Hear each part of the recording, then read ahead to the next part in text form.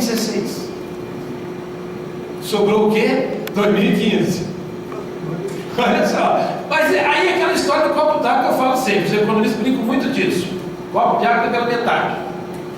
Vai esvaziar ou vai encher?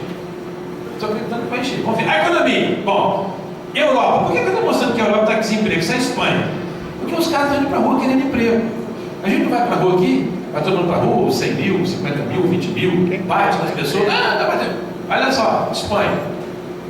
Sabe aquela tesourinha ali? Não corta os gastos do governo, não. Não corta a minha aposentadoria, não. Não corta a bolsa de estudo do meu filho, não.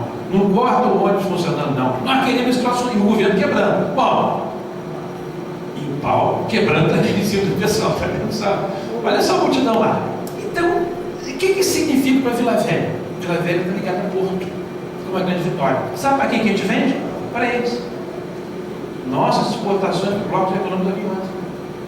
Os americanos compraram bem menos do que isso. A Ásia salva a gente. E esse aqui parou.